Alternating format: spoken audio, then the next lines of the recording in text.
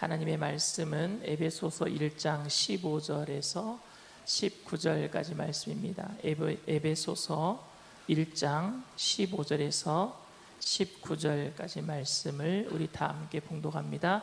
이로 말미암아 주 예수 안에서 너희 믿음과 모든 성도를 향한 사랑을 나도 듣고 내가 기도할 때 기억하며 너희로 말미암아 감사하기를 그치지 아니하고 우리 주 예수 그리스도의 하나님 영광의 아버지께서 지혜와 계시의 영을 너희에게 주사 하나님을 알게 하시고 너희 마음의 눈을 밝히사 그의 부르심의 소망이 무엇이며 성도 안에서 그 기업의 영광의 풍성함이 무엇이며 그의 힘의 위력으로 역사하심을 따라 믿는 우리에게 베푸신 능력의 지극히 크심이 어떠한 것을 너희로 알게 하시기를 구하노라. 아멘. 말씀의 제목을 다 함께 따라해 주시길 바랍니다. 고난의 때에 하나님을 아는 것. 고난의 때에 하나님을 아는 것. 저는 아주 가끔 저보다 못한 사람을 볼 때에 위로받은 적이 있었습니다. 고등학교 때, 지금은 수능고사라 그러잖아요. 예전에는 학력고사라 그러고 그 학력고사를 학교마다 똑같이 연습해서 치르는 그 시험을 연합고사라 그랬어요. 연합고사를 보면은 전체 몇 등 석차가 나옵니다. 근데 연합고사를 보고 나서 답안을 맞추다 보면은요, 폭망했다라고 생각할 때가 있어요. 잘못 찍어가지고. 그런데 마음이 너무너무 아파요. 왜냐하면 연합고사 성적 가지고 이제 학력고사 칠 수 있는 학교를 정할 수가 있거든요. 근데 옆에 있던 친구가 저보다 더 많이 틀렸다라고 이야기하면은요, 제가 못 본 시험조차도 위로가 되더라고요. 이민교회 담임 목회를 시작할 초창기에 저희 교회가 34명밖에 되지 않았는데, 그러다 보니까 교회 재정 상태도 너무 좋지 않았습니다. 그래서 교회를 처음 시작할 때 너무너무 힘들었다라고 여겼는데, 저희 교회보다 북미 지역에 저희 교회보다 못한 교회가 수두룩하다라는 것을 알게 되었을 때, 그래도 우리 교회는 다른 교회보다 낫구나라는 그런 위로를 받았어요. 제가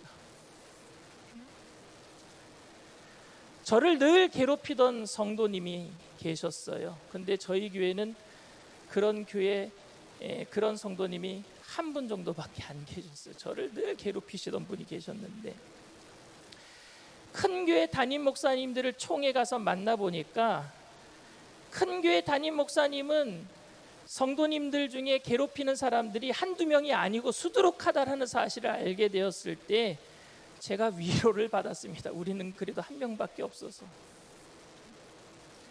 제가 고질적인 역류성 식도염 때문에 설교 전에 식사를 잘 못하고 한번 기침을 시작하면은 많게는 6개월씩 고통스럽게 기침하는 게 너무너무 힘들었어요. 그런데 저희 교회 성도 중에 말기암 환자가 하루하루 생명을 연장해 가는 모습을 보면서 내가 당하고 있는 고통은 아무것도 아니구나라는 것을 생각하고 위로를 받게 되었습니다. 그런데 누구의 고난이 더 큰가? 그래서 내 고난이 상대방의 고난보다 작다면, 그래서 나의 고난을 이길 수 있다면 상대적으로 나보다 더 큰 고난을 당하고 있는 사람에게는 너무 잔인한 것 아닙니까, 여러분? 그 사람한테는 나는 위로받아서 좋은데 나보다 더 큰 고난을 당하고 있는 사람한테는 너무너무 미안한 일 아니냔 말입니다. 다른 사람의 고통 앞에서 내 고통의 문제를 해결할 수 있지만 이것은 상대방에게 미안한 행동입니다. 정말로요. 그 사람이 그 사실을 알았다면, 결국 우리는 나보다 못한 사람들을 찾아내므로 그래도 내가 낫다라고 여기면서 고난을 이겨내고 있지는 않습니까? 하나님께서 우리들에게 이런 식으로 고난을 이겨내는 것을 정말 원하고 계실까요? 고난 중에도 감사하는 이유가 너보다 못한 사람들 보고 너는 감사해라, 하나님이 정말로 이렇게 고난을 이겨내고 감사하도록 우리들에게 요구하고 계실까요? 그런데 오늘 사도 바울은 우리가 고난을 잊어버리고 새롭게 출발할 수 있도록 하는 것을 오늘 본문에서 지혜와 계시의 영이 그렇게 할 수 있다라고 말하고 있어요. 16절 말씀입니다. 내가 기도할 때에 기억하며 너희로 말미암아 감사하기를 그치지 아니하고 우리 주 예수 그리스도의 하나님 영광의 아버지께서 지혜와 계시의 영을 너희에게 주사 하나님을 알게 하시고. 여러분, 오늘 에베소서를 읽었는데 에베소 교회는요 엄청난 부흥을 맛본 교회예요. 바울의 손수건을 가져다가 얹고 기도해도 병자가 낫고 죽은 자까지 살아나는 그런 기적을 체험했던 곳이 에베소 교회. 그래서 많은 사람들이 에베소 교회로 몰려들었습니다. 마술과 점치는 사람들이 회심을 하고 수많은 그 마술 책들을 다 불태웠던 곳이 에베소서입니다. 그런데 하루아침에 그 큰 부흥이 무색할 정도로 아데미 여신을 추종했던 사람들이 스타디움에 모여서 수천 명이 모여서 예수 믿는 사람들 다 잡아 죽여야 된다 이렇게 데모하기 시작했어요. 왜냐하면은 에베소에 있는 모든 사람들이 회심하니까 아데미 신전에서 장사했던 사람들이 장사가 안 되는 거예요. 아데미 신전으로 찾아오는 사람들이 없는 거예요. 우상을 깎아서 만들어서 팔았던 드라밈이 팔리지가 않는 거예요.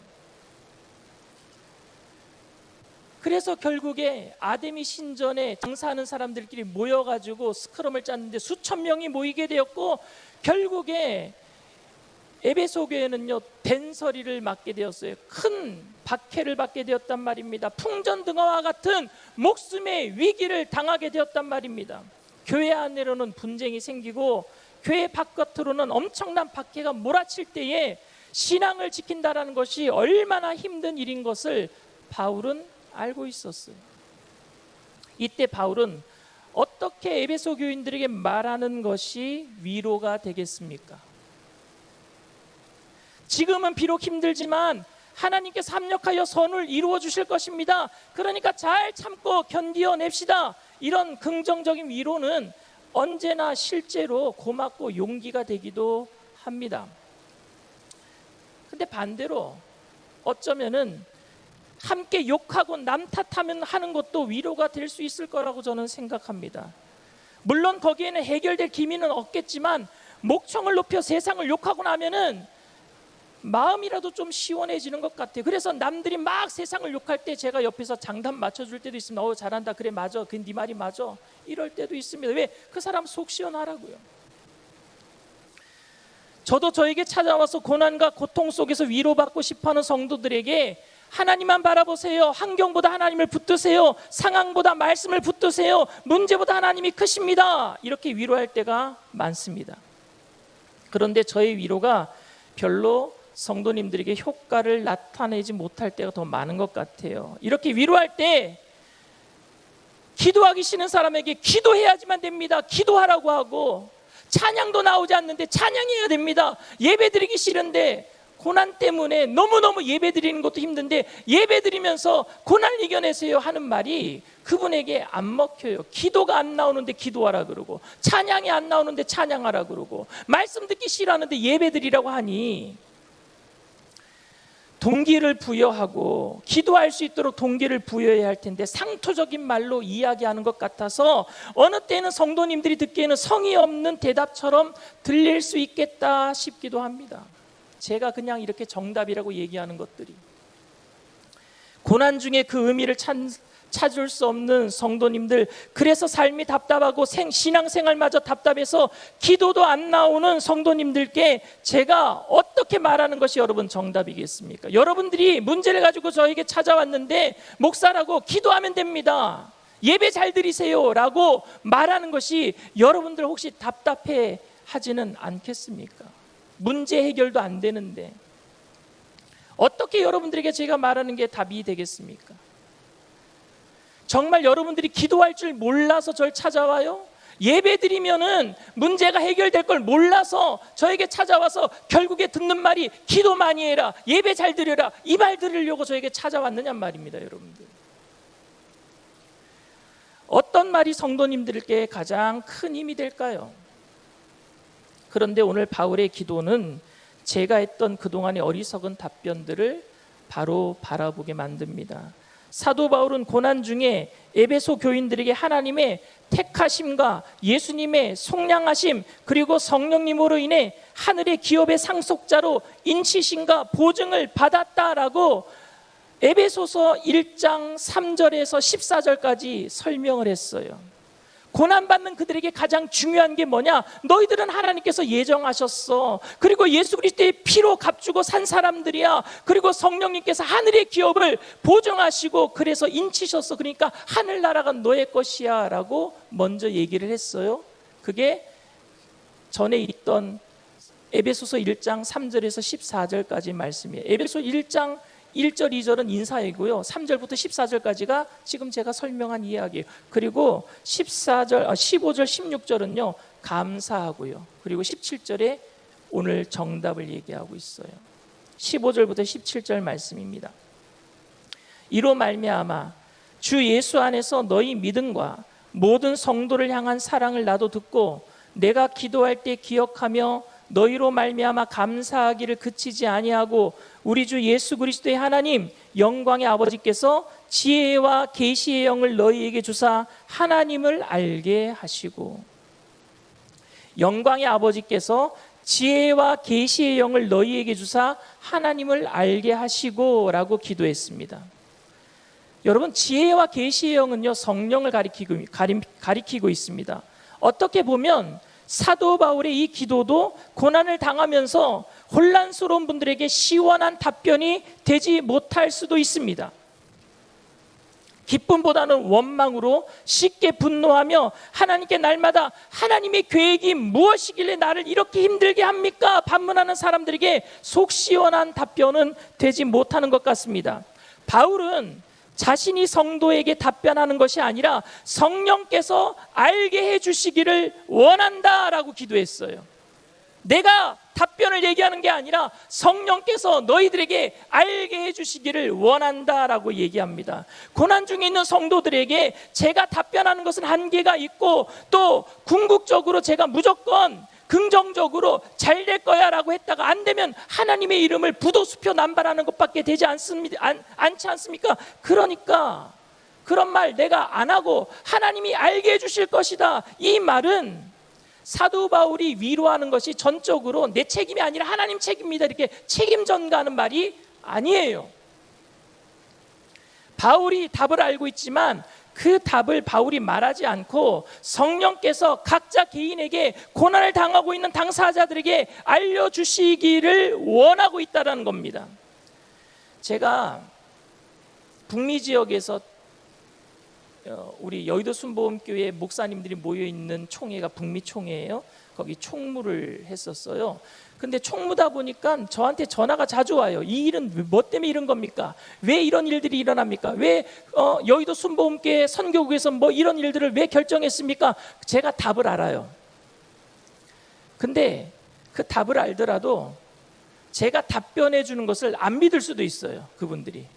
그때는 제가 뭐라고 대답할까요? 직접 선교대에 가셔서 총회장 되시는 이영원 목사님께 들으세요. 이게 정답 아닙니까, 여러분? 제가 답을 이야기할 때보다도 당회장 목사님께서 직접 얘기해 주시면 수긍이 더 빨리 갈 거 아니겠습니까? 직접 들었으니까. 그러면 바울이 알고 있었던 답은 여러분 뭘까요? 그 답이 무엇이길래 성령님께서 직접 고난받고 있는 성도들에게 알게 해 주시기를 원한다라고 사도 바울은 기도했습니까? 그 답이 20절, 21절 말씀이에요. 20절, 21절 말씀, 그의 능력이 그리스도 안에서 역사하사 죽은 자들 가운데서 다시 살리시고 하늘에서 자기의 오른편에 앉히사 모든 통치와 권세와 능력과 주권과 이 세상뿐 아니라 오는 세상에 일컫는 모든 이름 위에 뛰어나게 하시고, 여러분 이 말이 무슨 말이에요?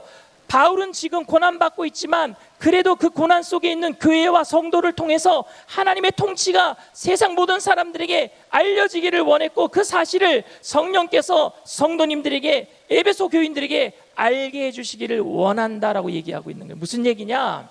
너희들이 고난받고 있지만 그 고난받는 역사의 주인이 누구냐? 하나님이시다. 하나님이 역사를 주관하고 계셔 이 세상을 돌리고 있어. 그분이 하나님인 것을 알면은 우리가 고난 중에도 기뻐할 수 있다는 거예요.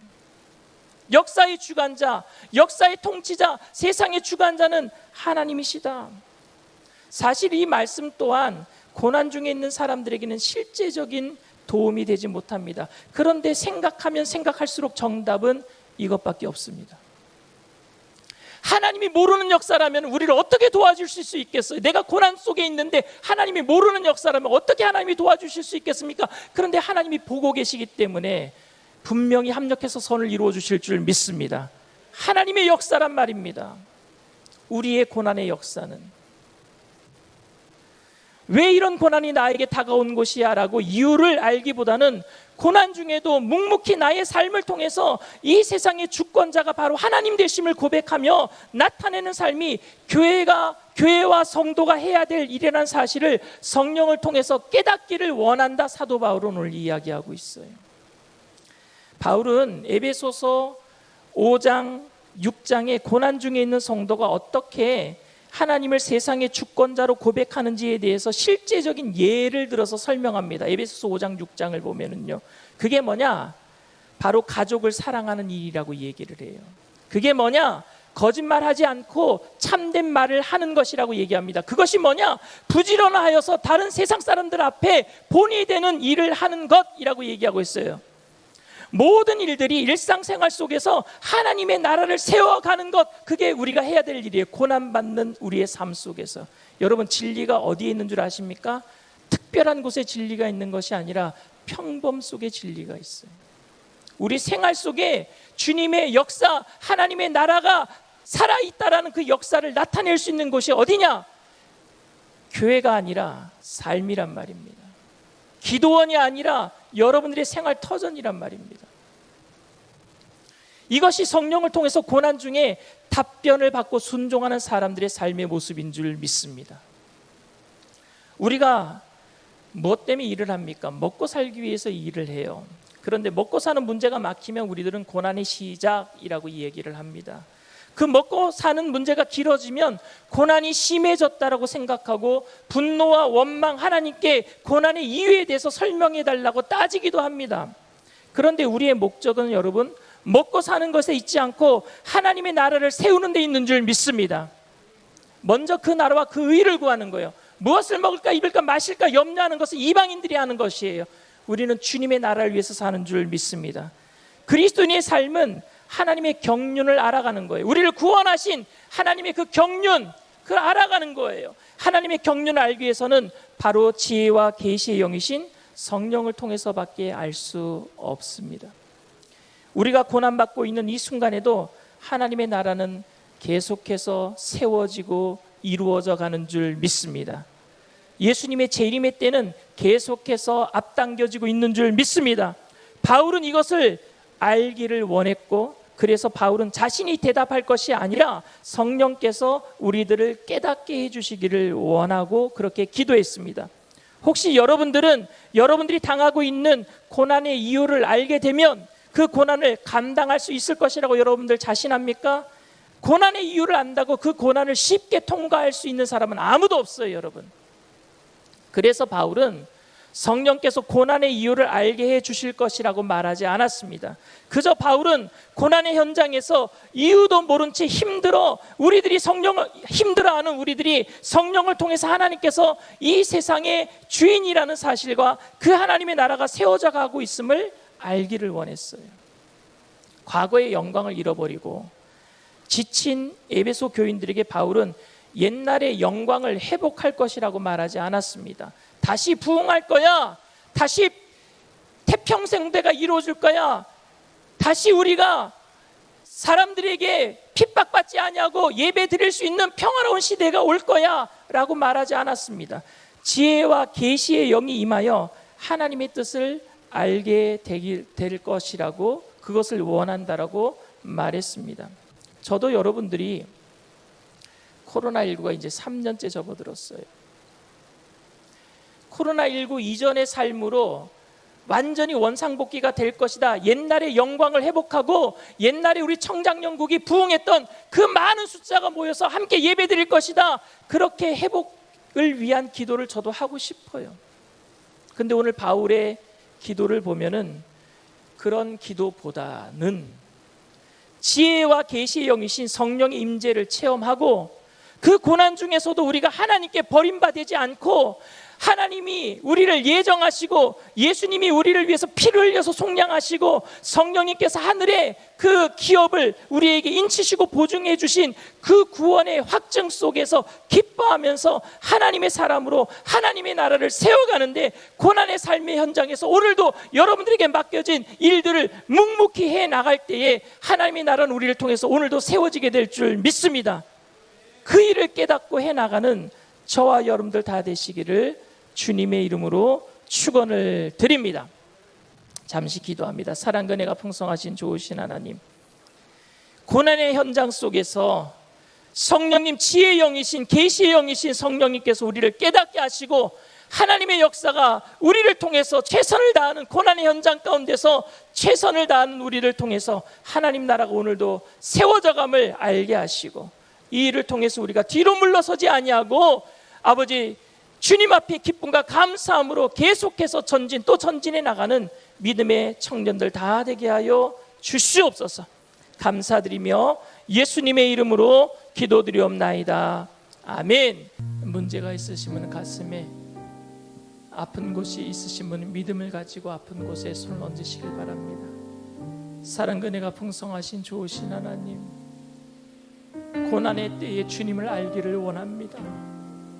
원망하고 불평하는 곳으로 고난의 이유를 찾기 위해서 여러 가지 이유를 찾기 위해 방황하는 것으로 우리의 시간을 낭비하지 않게 하여 주시옵시고 지혜의 영이신 계시의 영이신 성령님 우리에게 임재하여 주셔서 하나님의 역사임을 알게 하여 주시옵시고 이 고난의 역사 가운데서도 우리를 보고 계시고 우리의 음성을 듣고 계시고 우리의 신음소리에도 내려와 오셔서 우리를 건져주시는 좋으신 하나님이심을 알게 하여 주시옵시고 불꽃 같은 눈동자로 지키시는 그 하나님 앞에서 내게 주어진 삶에 최선을 다하며 살아갈 수 있도록 우리에게 은혜를 더하여 주시옵소서.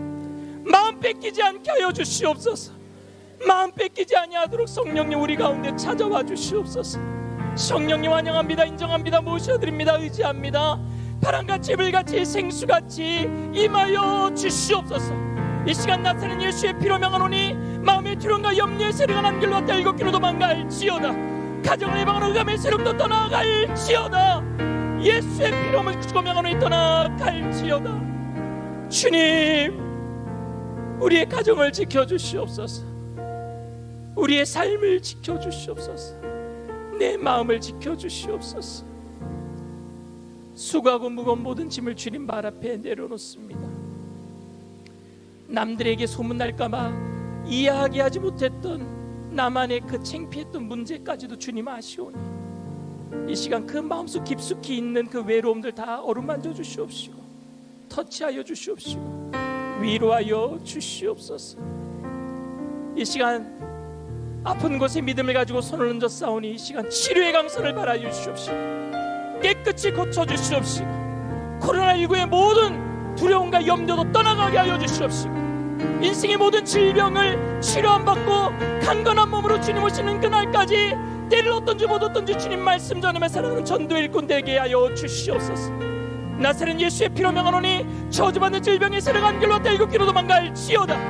묶기를 막 떠나갈지어다. 머리부터 발끝까지 깨끗게 될지어다. 오장육과 사지배 뼈 마디마디 신경세포 조직마다 새롭게 될지어다. 주님 새롭게 하여 주시옵소서. 새롭게 하여 주시옵소서. 오직 성령 충만함으로 주님 오시는 그날까지 주님 앞에 택하신 족속 왕같은 제사장 거룩한 나라 하나님의 소유된 백성으로 하나님 자신 있게 세상이 감당하지 못하는 믿음의 일꾼으로 쓰임받으며 살게 하여 주시옵소서.